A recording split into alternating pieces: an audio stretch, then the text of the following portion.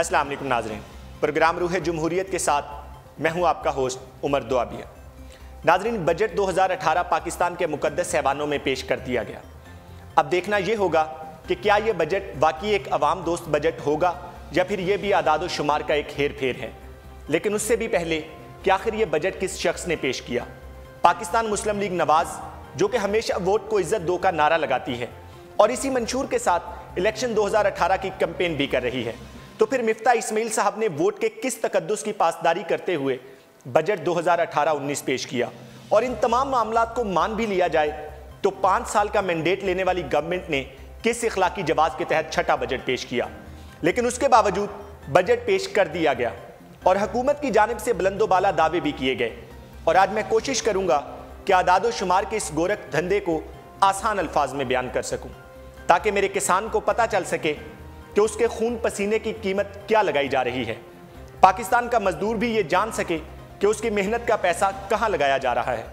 और दयारे गैर में बैठे जुदाई का गम काटते हुए पाकिस्तानी को यह पता चल सके कि उसके भेजे हुए पैसे से कितना इंसाफ किया जा रहा है।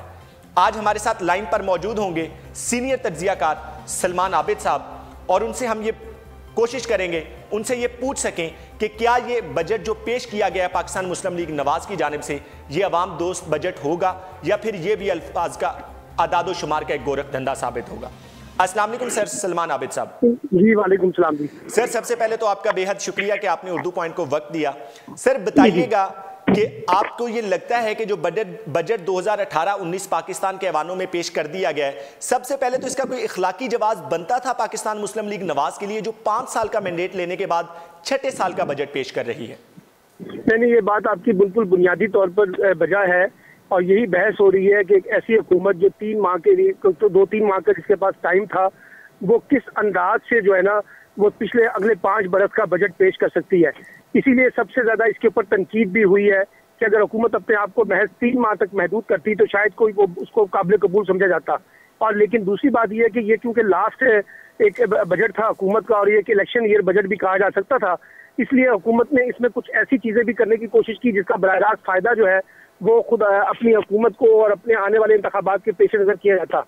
लेकिन तीसरी बात यह कि देखिए हमारे यहाँ प्रॉब्लम यह है कि इसमें फंड्स जारी किए गए हैं। जी, और ये भी देखिए ना, इसमें मसला ये है कि हमारा जो बजट होता है वो हुकूमती तरजीहात के साथ साथ आलमी इदारों की तरजीहात को सामने रख के किया जाता है। और फिर जो बजट पेश किया गया वो एक गैर मुंतखब नुमाइंदे के साथ पेश किया गया, जिस पर बहुत ज्यादा तनकीद हुई और कहा गया कि जब राना अफजल साहब मौजूद थे तो फिर उनको तनकीद की। जी, तो एक तो वो भी बात हुई, लेकिन उसके बावजूद आप ये देखिए जो बजट पॉलिटिक्स है जो हमें समझनी चाहिए इरादो शुमार से हट के, आम आदमी के लिए बजट के अंदर अब रखा क्या है। आप सारा का सारा जो है वो बुनियादी तौर पर एक मराहत याफ्ता तबके के लिए तो खास तौर पे इसमें बजट में रखते हैं, और जो गैर मराहत याफ्ता कमजोर तबकात होते हैं उन पे ज्यादा से ज्यादा टैक्सों की भरमार लगाते हैं। आपको पता है कि ये हुकूमत ने 5 बरस में उतने कर्जे लिए हैं जो हमने पिछले 60 साल में भी कर्जे नहीं लिए थे, और नोट छाप के जो है ना वो हम अपनी इकॉनमी का बेड़ा गर्क कर रहे हैं। तो इसलिए एक ऐसा बजट जिसमें आप इदादो शुमार देख के लोगों को बेवकूफ तो बना सकते हैं, लेकिन ये बुनियादी तौर पर आम आदमी की जिंदगी को तब्दील नहीं कर सकते। अब आप देखिए ना, पाकिस्तान में इस वक्त 4-5 बड़े बुनियादी मसले हैं, तालीम, सेहत, रोजगार। अगर आप 3 इन मसलों को ले लें तो ना जीडीपी में तालीम की शरह में इजाफा हो रहा है, ना सेहत में जीडीपी की शरह में इजाफा हो रहा है, और ना पाकिस्तान में जो नौजवान तबका है उसके लिए यूथ एम्प्लॉयमेंट के लिए कोई जॉब्स निकल रही हैं। तो एक बेरोजगारी बढ़ती जा रही है, प्राइवेटाइजेशन बढ़ती जा रही है। हम कोई नई होप्स क्रिएट नहीं कर रहे हैं, हम तो असल में डेली बेसिस की जो मैनेजमेंट है उसको बजट से डील करने की कोशिश करते हैं। हमारे पास लॉन्ग टर्म प्लान कोई नहीं है, हम शॉर्ट टर्म प्लानिंग के साथ वक्त गुजारना चाहते हैं और आने वाली हुकूमतों के लिए मसाइल पैदा कर देते हैं। अब आप देखिएगा कि इस हुकूमत ने जो 5 बजट पेश किए हैं, इसका खसारा जो है वो आने वाली हुकूमतों को बर्दाश्त करना पड़ेगा, जिस अंदाज से कर्जे लिए गए हैं, जिस अंदाज से इस इकॉनमी को चलाया गया है। एक सवाल है सर, ये बड़ा पूछा जा रहा है आजकल कि क्या अगर ये जो बजट पेश किया गया है 2018-19, कल को किसी और पार्टी की गवर्नमेंट आती है, पीपल्स पार्टी की आती है या पाकिस्तान तहरीक इंसाफ की आती है, क्या उसके पास ये बुनियादी इस्तेहकाक होगा कि अगर वो इस बजट के साथ ना चल सके तो इस बजट को मुस्तरद करने के बाद अगली कैबिनेट जब वो बनाए, अगला हाउस ओपन हो, उसके अंदर वो नया बजट पेश कर दें? सर देखिए, डिपेंड करता है कि अगर कोई हुकूमत बहुत स्ट्रॉन्ग किस्म की हुकूमत आती है, बड़े वाजे मैंडेट के साथ आती है, वो तो शायद तब्दीली में जा सकती है।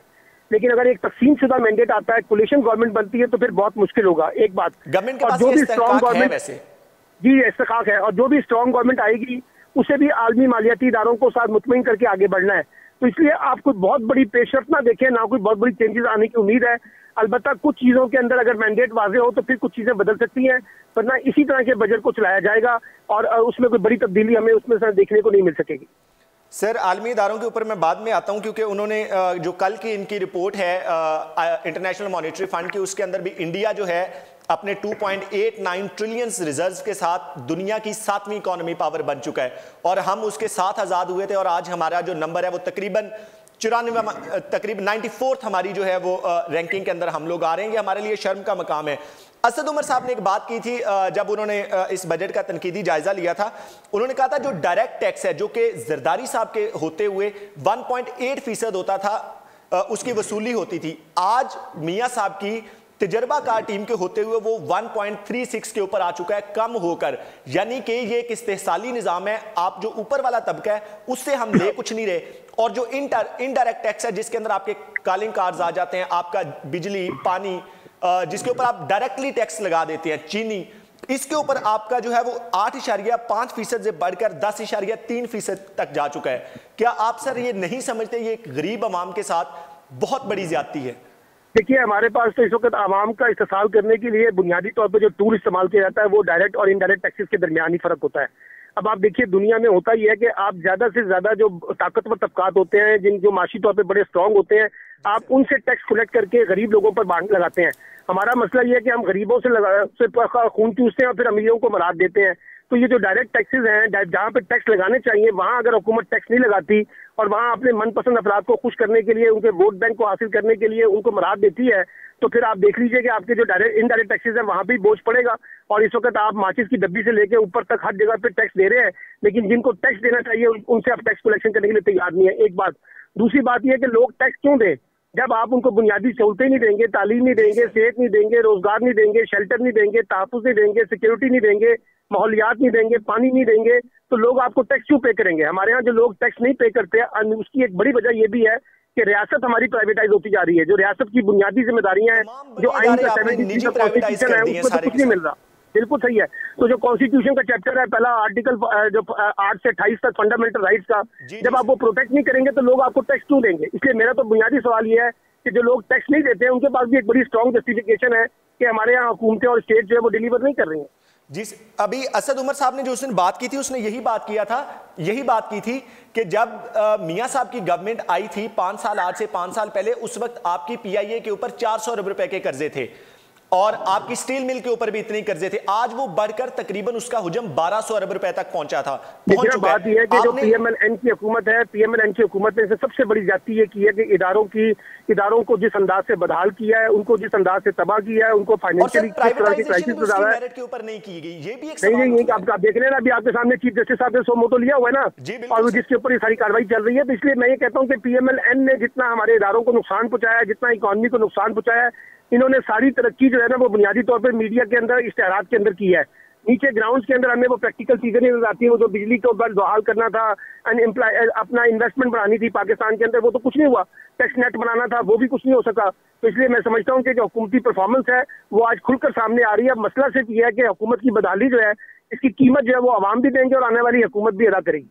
अच्छा सर, बताइएगा आप अपने तजर्बे की बिना के ऊपर बताइएगा कि कौन सा ऐसा निज़ाम बेहतर तरीके से लाया जा सकता है इसी बजट के तहत कि जो एक आम आदमी को, हमारे एक गरीब किसान को, हमारे एक मेहनत कश को, मजदूर को फायदा पहुंचा सके। ये वाला एक काम तो आपको ये करना पड़ेगा, ज्यादा से ज्यादा डेवलपमेंट एक्सपेंडिचर जो है उसको बढ़ाएं, नॉन डेवलपमेंट एक्सपेंडिचर को कम करें, नंबर 1। नंबर 2 ये है कि आप लोगों को ज्यादा से ज्यादा सोशल प्रोटेक्शन नेट के अंदर लेके आए, सोशल सिक्योरिटीज दें और सोशल नेट को बढ़ाएं। और तीसरे नंबर पे आप ज्यादा से ज्यादा मुल्क के अंदर एनवायरनमेंट ऐसा क्रिएट करें कि लोग इन्वेस्टमेंट करें। और चौथे नंबर पे आप माइक्रो एंटरप्रेन्योर्स के मॉडल डेवलप करें ताकि लोग अपना रोजगार खुद पैदा कर सकें।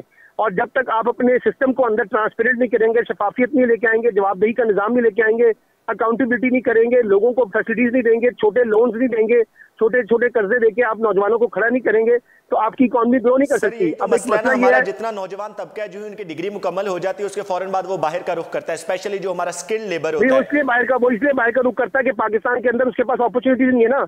अगर आप उनको पाकिस्तान में अपॉर्चुनिटीज देंगे तो वो बाहर क्यों जाएंगे? इसका मतलब ये है कि पाकिस्तान के अंदर जो इकोनॉमी की पॉलिसी है, एम्प्लॉयमेंट की पॉलिसी है, वो लोगों को सूट नहीं कर रही ना। आप ज्यादा से ज्यादा लोगों को एक्सप्लॉइट करते हैं। इसलिए मैं ये कहता हूं कि अगर आप इसी बजट के अंदर इन्हीं चीजों के अंदर रहते हुए चीजें ठीक करना चाहें, असल में आपकी नीयत ठीक होनी चाहिए। अगर आपकी नीयत ठीक नहीं है तो और आपने एक मखसूस और बेनिफिशियरी क्लास को फायदा पहुंचाना है, आम आदमी को नुकसान पहुंचाना है, तो फिर उसके साथ यही सलूक होगा जो इस वक्त पाकिस्तान के अंदर हो रहा है। Sir thank you so much, आपने अपना कीमती वक्त दिया सर उर्दू पॉइंट को।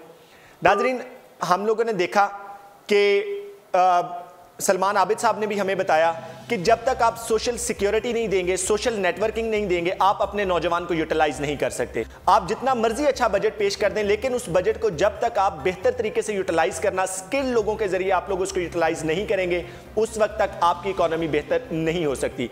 यह था हमारा आज का प्रोग्राम। इसके साथ ही अपने मेजबान उमर दुआबिया को इजाजत दीजिए। अल्लाह हाफिज।